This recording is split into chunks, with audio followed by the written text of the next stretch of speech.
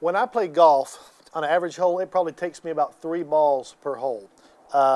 That's not normal. That's not the way golf is intended to be played. And today's normal in a lot of areas is not what God intended. If you think about what is normal in terms of our finances, it's usually debt up to our eyeballs. I don't want that. I don't want that idea of normal. And if you think about what's normal in terms of our relationships, the sad reality is a lot of times normal is divorce or maybe staying together for the sake of the kids. And God has something better and higher that He intends for His children. There's a principle that if you want something that you've never had, you have to do something that you've never done. So I'm proposing that we do something a little different. Because if God has marriage planned for you, then God has a plan to make it work for the long haul. Let's look at what Jesus said in Matthew 22. We're going to go back to the passage that we looked at the very beginning of the Love Dare. There was a guy that asked Jesus, how would you summarize the Old Testament law? What's the most important commandment? And in Matthew 22, Jesus replied, love the Lord your God with all your heart and with all your soul and with all your mind. This is the first and greatest commandment. And the second is like it. Love your neighbor as yourself. So what did He say is number one? Or more specifically, who did He say is number one?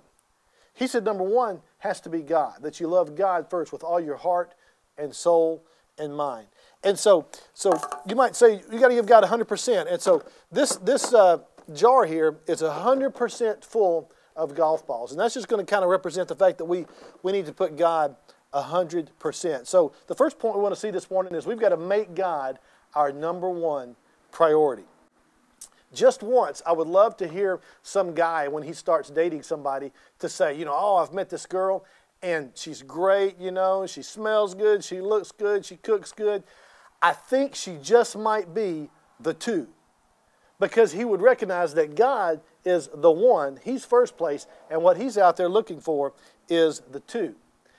When I was a kid, I played basketball for the Bellevue Lions, and we were pretty good.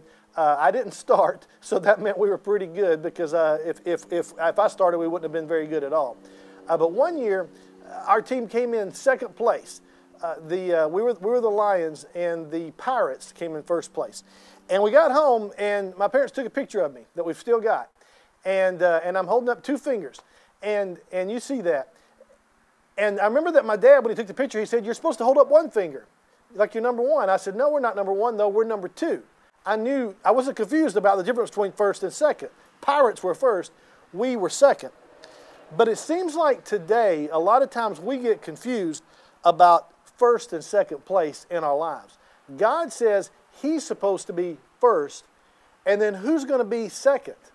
It's everybody else. And if we're married, specifically our spouse should be in that number 2 spot. And we're going to come back and look at that some more later.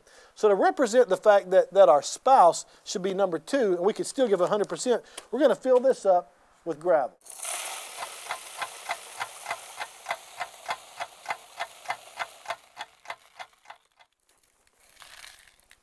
So even when we give God 100%, in God's math, there's still 100% that we can give to our spouse, and that's what He wants us to do. Now, if we start pursuing marriage more than God, that's idolatry. And that's true whether we're married or not. If we start pursuing a spouse that we want or a spouse that we have more than God, the Bible calls that idolatry. Exodus 34:14 says, do not worship any other God, for the Lord, whose name is jealous, is a jealous God.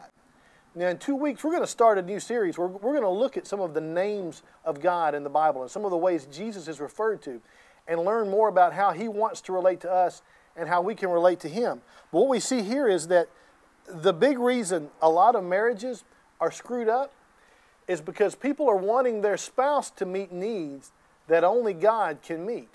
And they're getting first and second place mixed up. Then when you do that, your marriage might look good to a lot of other people. You might have them fooled. But deep down, you know your marriage is not where it's supposed to be. Because God wants to be number one. And He demands to be number one. He's the only one worthy of being number one in our lives.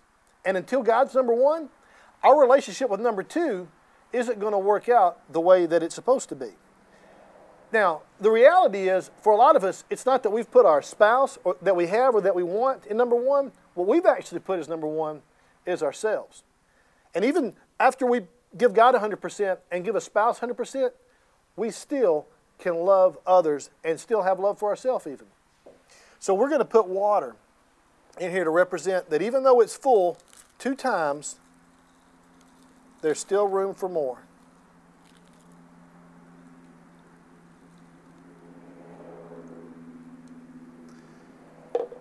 The only way we can get all this stuff in is if we go in the right order. If I would have filled it up with water first, I couldn't have gotten anything else in if I did myself first.